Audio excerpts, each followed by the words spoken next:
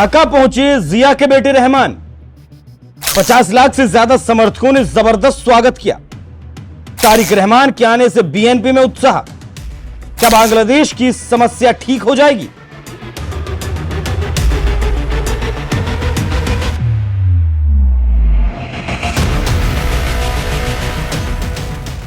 बांग्लादेश जल रहा है और कोई उसका खेवनहार नहीं मिल रहा। ऐसे में अंतरिम सरकार के मुखिया मोहम्मद यूनुस कट्टरपंथियों के साथ मिलकर बांग्लादेश को आसमान से जमीन पर गिरा देने में उन्होंने कोई कसर नहीं छोड़ी है। ऐसे में एक बड़ी हलचल ढाका में देखी गई। खबरों की माने तो 17 साल बाद एक ऐसा चेहरा जो तस्वीरों में जिंदा रहा, पोस्टरों में मुस्कुराता रहा, लेकिन जिसकी आवाज बांग्लादेश की जमीन पर कभी नहीं गूंजी पिछले 17 साल से। लेकिन रसातल में जा रहा बांग्लादेश को बचाने के लिए बेगम खालिदा जिया के बेटे तारिक रहमान लंदन से ढाका पहुंच चुके हैं और जैसे ही पहुंचे बांग्लादेश के लोगों ने उनका जबरदस्त स्वागत किया। जनता को लगा कि उनका खेवनहार उन्हें मिल गया है। जानकार कहने लगे कि यह सिर्फ एक नेता की घर वापसी नहीं है, बल्कि यह एक सिस्टम की वापसी है या एक नए टकराव की शुरुआत है। बीएनपी के मुताबिक करीब 50 लाख कार्यकर्ता एयरपोर्ट से लेकर तारिक रहमान के आवास तक सड़कों पर उतर आए। खबरों में यह भी कहा जा रहा है कि सरकार ने 10 विशेष ट्रेनें चलाई। 3 लाख से ज्यादा समर्थक देश के अलग अलग हिस्सों से ढाका पहुंचे और अपने नेता का दीदार किया, अपनी एकजुटता दिखाई। वहीं जल रहे बांग्लादेश में तारिक के आने से कुछ अनहोनी ना हो, इसके लिए सरकार ने सुरक्षा के लिए ढाका को छावनी में बदल दिया। लेकिन सवाल यह है कि रहमान आखिर किसके लिए फायदेमंद साबित होंगे?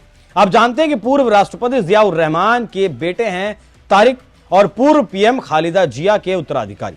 आप जानते हैं कि शेख हसीना ने अपनी महत्वाकांक्षा को पूरा करने के लिए जिया पर भ्रष्टाचार के आरोप लगाए, फिर जेल भेजा। अपनी नेता जिया को लेकर बीएनपी का आरोप है कि खालिदा को यातनाएं दी गई, जिसके बाद उनकी जिंदगी नरक बन गई। लेकिन अब बांग्लादेश के लिए वो नया सूरज बनकर बांग्लादेश पहुंचे हैं। रहमान के आने से बांग्लादेश में ऊर्जा का संचार हुआ है। बांग्ला मीडिया तारिक रहमान को लेकर खूब कसीदे गढ़ रहा है। जैसे ढाका ट्रिब्यून ने तारिक के आने पर कहा, डार्क प्रिंस आ गया, एक ऐसा नेता जो सामने नहीं दिखता था लेकिन सत्ता की हर चाल में मौजूद था। लेकिन रहमान के लिए यह समय काफी खतरनाक है। आवामी लीग चुनाव से बाहर है, शेख हसीना सत्ता से बाहर है, खालिदा जिया गंभीर रूप से बीमार है, अंतरिम सरकारी कमान मोहम्मद यूनुस के पास है। कट्टरपंथी संगठनों की सक्रियता लगातार बढ़ती जा रही है। इससे समझा जा सकता है कि बांग्लादेश में क्या हो रहा है। और इससे भी बड़ा सवाल यह है कि कट्टरपंथी जमात इस्लामी की वापसी हो गई। यह वही जमात है जिसे शेख हसीना सरकार ने बैन किया था, जिसे भारत पाकिस्तान के आईएसआई के करीब मानता है। आज वही जमात फिर से चुनावी मैदान में है। संकेत डराने वाले हैं। हालिया सर्वे कहते हैं कि बीएनपी सबसे बड़ी पार्टी बन सकती है, लेकिन जमात इस्लामी तेजी से उभर रही है। इसे कैसे रहमान रोकेंगे? शेख हसीना के हटाने के बाद कट्टरपंथी बांग्लादेश पर हावी हैं और यूनुस से जो चाहे वो करवा रहे हैं। ढाका विश्वविद्यालय छात्र संघ चुनाव में जमात की छात्र इकाई की अप्रत्याशित जीत दर्ज की। मतलब यह कि कट्टरपंथ अब सिर्फ मस्जिदों में नहीं, यूनिवर्सिटी कैंपस में भी पहुंच चुका है।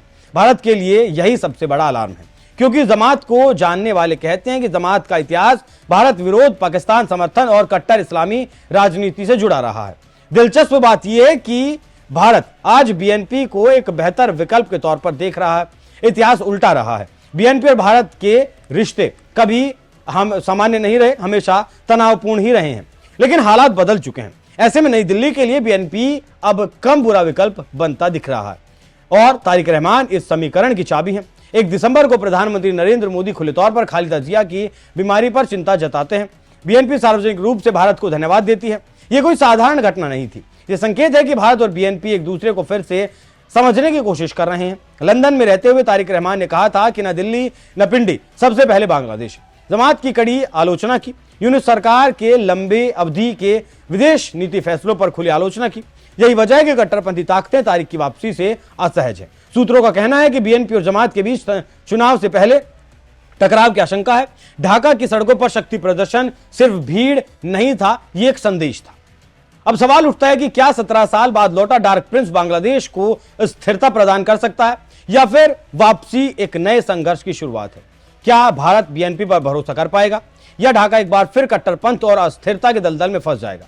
फिलहाल इतना तय है कि तारिक रहमान की वापसी सिर्फ एक राजनीतिक घटना नहीं, यह दक्षिण एशिया की भू राजनीति में एक नया अध्याय है। लेकिन यह सब कहीं कहानी है, असली परीक्षा चुनाव है और फिर अगर सत्ता में आते हैं तो कैसे आगे बढ़ते हैं और कैसे जमात को कंट्रोल करते हैं, वो देखना दिलचस्प रहेगा। लेकिन कुल मिलाकर रहमान के आने से भारत को बांग्लादेश में एक आस दिख रही है। देखना होगा कि टिमटिमाता दीपक आगे लो बन पाता है या फिर बुझ जाता है। बाकी आप लोग इस विषय पर क्या सोचते हैं, अपनी राय कमेंट बॉक्स में जरूर दीजिएगा। नमस्कार।